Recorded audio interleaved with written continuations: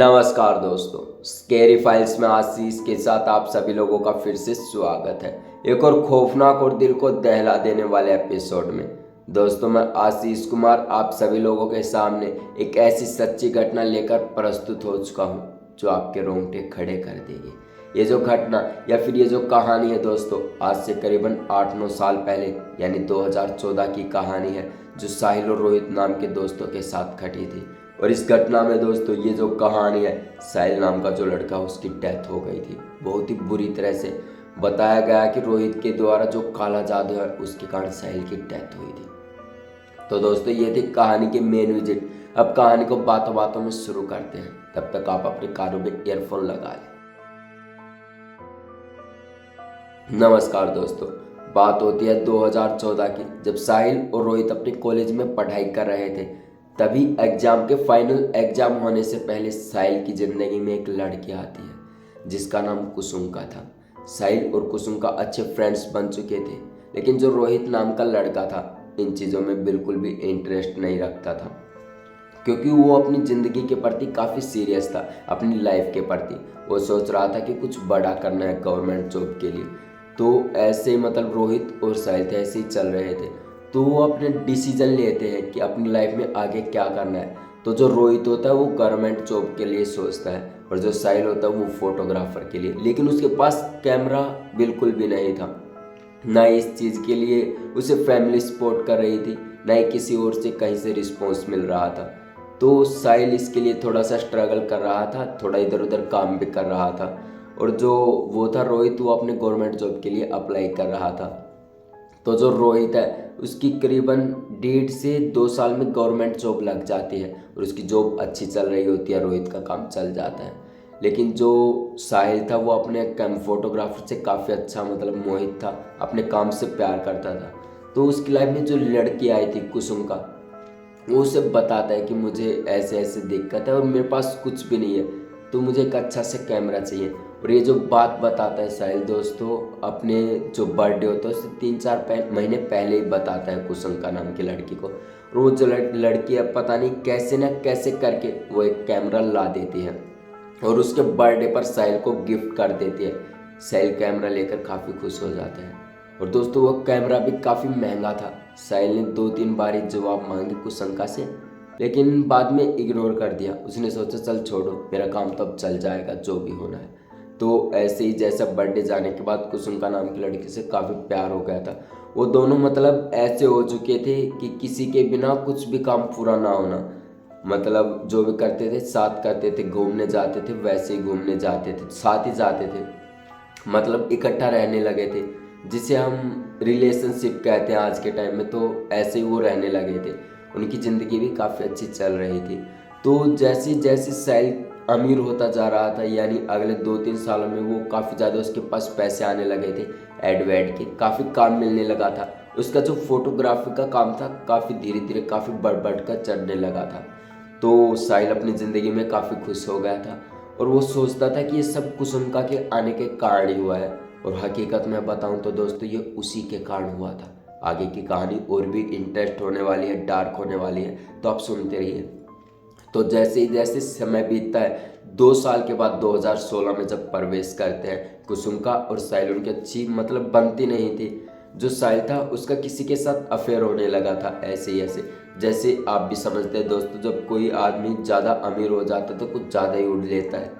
तो ऐसा ही जो साहिल था उसके कुछ ज़्यादा ही अफेयर होने लगे थे, बाहर 1-2 अफेयर चलने लगे थे।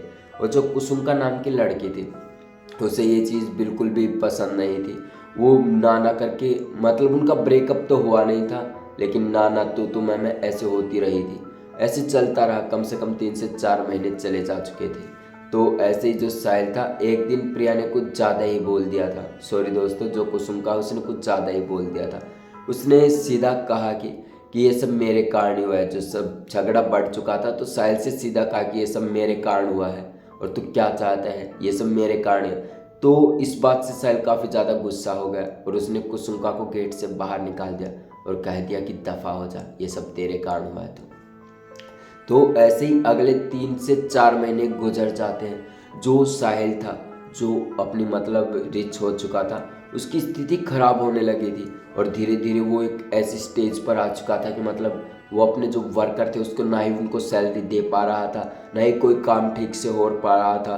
और साहिल मतलब एक प्रकार से डिप्रेशन में जा चुका था कि ऐसा क्यों हो रहा है। तो उसे कुसुम की बातें याद आती हैं, थोड़ा बहुत वो भी सोचता है। लेकिन जो साहिल की स्थिति थी धीरे धीरे काफ़ी ज़्यादा खराब हो चुकी थी।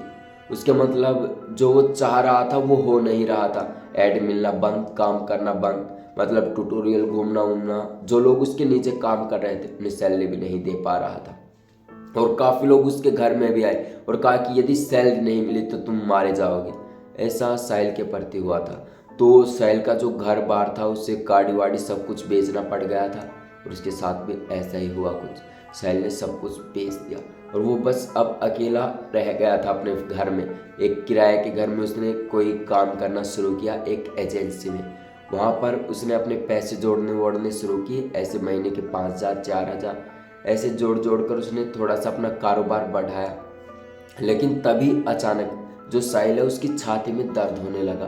कभी छाती में दर्द हुआ तो उसे डॉक्टर के पास ले जाएगा। उसकी जो फैमिली थी दोस्तों, साहिल की इंगेजमेंट भी हो चुकी थी। सही बताऊं तो उसकी किसी लड़की के साथ इंगेजमेंट हो चुकी थी और सारे अफेयर बंद हो चुके थे। साहिल अब थोड़ा सा मतलब नर्वसनेस से बाहर आ चुका था, यानी डिप्रेशन से थोड़ा बाहर था और साहिल को थोड़ा सा अच्छा लगने लगा था। लेकिन जब उसकी जॉब 3 से 4 महीने कंटिन्यू चली तो साहिल के मतलब कभी छाती में दर्द होना, कभी यहाँ सिर में दर्द होना, यानी क्या कहते हैं हम, जो भी दर्द को क्या कहते हैं दोस्तों मुझे नहीं पता इंग्लिश में। तो ऐसे ही पेन, जैसे दोस्तों पेन होता तो काफ़ी ज़्यादा परेशान होता। तो उसने जितने भी पैसे जोड़े थे यानी जमा किए थे वो डॉक्टरों के पास जाता और बताता कि ऐसे ऐसे मेरे दर्द हो रहा है।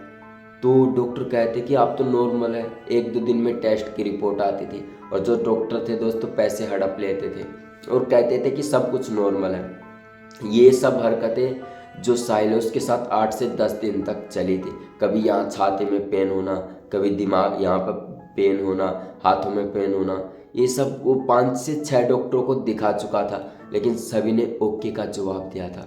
और इस मामले में करीबन 1.5 से 2 लाख रुपए ऐड चुके थे जो डॉक्टर थे। और मैं आपको बता दूं दोस्तों 2014 में 1.5-2 लाख रुपए बहुत ज़्यादा हो जाते हैं, यानी 20 लाख रुपए के बराबर हो जाते हैं। तो ऐसे ही साहिल भी काफ़ी ज़्यादा परेशान हो चुका था। तो साहिल जहाँ पर रह रहा था यानी अपने वहाँ पर काम कर रहा था, जो भी कैमरे वैमरे का वहाँ पर रह रहा था, तो उसने अपनी फैमिली को भी सब कुछ बता दिया था कि ऐसे ऐसे कुछ हुआ है।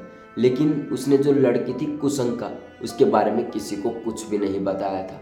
इस चीज़ से साहिल काफ़ी ज़्यादा परेशान था और वो ज़्यादा बीमार भी रहने लगा था। इस चीज़ से उसके घर वाले भी परेशान थे। तो वो कैसा न कैसे सोचते हैं। जैसे ही साहिल अपने वेस्ट बंगाल वापस घर जाता है तो फैमिली में काफ़ी लोग आते हैं कि भाई तुझे कुछ हो गया है क्या। साहिल की जो फैमिली घर पे बैठी हुई थी उनसे काफ़ी लोग पूछते हैं कि तुम्हारे बेटे को कुछ हुआ है क्या, ये इतना अजीब सा बर्ताव, ऐसा लग रहा है कि मतलब कुछ हो गया हो, ऐसा काफ़ी लोगों ने कहा।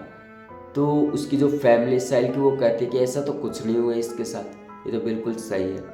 तो साहिल वैसे भी नॉर्मल ही था लेकिन जो उसके साथ अंदर से हो रहा था वो किसी को नहीं पता था। तो ऐसे ही समय बीतता है थोड़ा सा और साहिल की धीरे धीरे करके डेथ हो जाती है। और इस डेथ के कारण उसके परिवार वालों को काफ़ी शौक होता है। वो सोचता है कि इसकी डेथ कैसे हो गई और ये क्यों हुई। तो वहाँ पर आसपास के लोग जो रहते थे वहाँ पर एक व्यक्ति आता है और जो कि साहिल के घर पर प्रवेश करता है और उनके माता पिता को बताता है कि ऐसे ऐसे एक अघोरी बाबा है, उनसे पूछिए कि यहाँ पर हुआ क्या था। तो जो साहिल की फैमिली है अघोरी बाबा जी के पास जाते हैं और पूछते हैं कि इसके साथ हुआ क्या था। तभी अघोरी बाबा बताते हैं जो तुम्हारा ये लड़का है जिसकी डेथ हुई है, इसका मेन रीज़न काला जादू है। ये सुनकर सभी लोग ज़्यादा डर गए थे और जो साहिल का दोस्त था रोहित, वो और भी ज़्यादा डर गया था क्योंकि वो इन चीज़ों पर विश्वास नहीं करता था। लेकिन उसने जब ये सुना कि ऐसा कैसे हो सकता है तो रोहित काफ़ी ज़्यादा परेशान हो गया और जो फैमिली थी रोहित साहिल की उसे समझाया कि मैं पता लगाता हूँ असल में दिक्कत क्या है, मेन रीज़न क्या है जिसके कारण साहिल की डेथ हुई है। तो रोहित ऐसे ही 3 से 4 महीने गुजर जाते हैं। रोहित अपना काम करता रहता है यानी गवर्नमेंट जॉब का। तो उसकी जैसी ड्यूटी चेंज होती है, वेस्ट बंगाल में कोई विजडन नाम का एरिया है, वहाँ पर जब ड्यूटी आती है तो वहीं पर कुसुमका नाम की लड़की भी रहती थी। जहाँ पर रोहित फ़ोन कर देता है कि आपको पता है दोस्तों, मैंने शुरू में बताया होगा, ये तीनों ऐसे मिले थे। तो वो फ़ोन करता है कुसुमका के पास। तो वो जैसे ही फ़ोन करता है कुसुमका फ़ोन उठाती है। तो रोहित कहता है कि मैं यहाँ पर आ रहा हूँ, मेरी यहाँ पर जॉब लग गई, यानी ड्यूटी चेंज हुई है, जगह चेंज हुई है, तो मैं यहाँ पर आ चुका हूँ। तो ऐसे रोहित जब पहुँचता है तो कुसुमका भी कहती है आज ही आप, कोई दिक्कत नहीं, यहाँ से आराम से रह लेना। तो रोहित जैसे ही जाता है कुसुमका के घर प्रवेश करता है और जब देखता है कि एक सामने बेड था, वहीं पर कुसुमका की मम्मी लेटी हुई थी और दादी बैठी हुई थी, और एक रूम में कुसुमका के पापा और छोटे भाई थे जो यहीं पर बैठकर लूडो वूडो खेल रहे होंगे। ऐसा सीन चल रहा था। तभी जो रोहित है, कुसुमका चाय बनाने के लिए गई हुई थी, तभी जो रोहित है उसकी नज़र थी जो सामने एक छोटा सा कमरा पड़ता है, जो कुसुमका था वहाँ पर नज़र पड़ती है, और उस कमरे में एक गुड़िया रखी हुई थी। गुड़िया के ऊपर साहिल की फ़ोटो लगी हुई थी, और जो वो गुड़िया थी उसमें पिन लगी हुई थी, जो दोस्तों सुई होती है जिनसे हम धागा ऐसे सीमते हैं कमीज वमीज, तो वो उसमें ऐसी ऐसी चुभी थी, कोई यहाँ पर चुभी थी, कोई यहाँ पर, कोई हाथों में। मतलब एक प्रकार से रोहित को विश्वास सा हो गया था कि ये शायद कुछ काला जादू है। उस अघोरी बाबा जी ने बताया था कि ये किसी के कुछ खिलाने से होता है। तो रोहित को ये सब बातें याद आ जाती हैं कि कुसुमका का दिया हुआ बिस्कुट तो मैंने भी खाया था, और वो भी करीबन 1 से 1.5 महीने पहले। शायद कभी मेरे साथ कुछ ना हो जाए। तो रोहित काफ़ी ज़्यादा डर गया, उसे समझ नहीं आया, और कुसुमका चाय बना रही थी। तो जो रोहित है कुसुमका के घर को वहीं पर छोड़ता है और तुरंत भागकर वहाँ से सीधा 1.5-2 किलोमीटर दूर जहाँ पर उसकी ड्यूटी थी वहाँ पर पहुँचता है, और वहाँ पर कुछ मतलब ऐसा अजीब सी चीज़ यानी नशा वशा करता है जिसके कारण रोहित की उल्टी होती है, और वो उल्टी करने के बाद जो भी सारा अंदर था वो सब कुछ बाहर आ जाता है, जिसके कारण रोहित को ऐसा लगने लगा था कि अब मैं सेफ हूँ। और सबसे मेन बड़ी बात दोस्तों, रोहित को एहसास हो गया था कि काला जादू सच में होता है, और अब रोहित किसी की भी दी हुई चीज़ नहीं खाता। यदि कोई उसे खाने के लिए कुछ देता है तो उससे पहले वो सोचता है कि नहीं यार, इसमें कुछ हो सकता है। तो इस कहानी में दोस्तों साहिल की डेथ हो गई थी, और ये कहानी बिल्कुल हकीकत है जो कि वेस्ट बंगाल की है। तो दोस्तों ये थी आज की कहानी जो मैंने विजिट करी है। तो कमेंट सेशन में कमेंट करके ज़रूर बताएं कि आपको ये कहानी कैसी लगी, और ऐसी ही कहानियाँ सुनने के लिए चैनल को सब्सक्राइब कर लें। तब तक के लिए जय हिंद। मिलता है अगले शनिवार को फिर से एक और खौफनाक और दिल को दहला देने वाले एपिसोड को लेकर।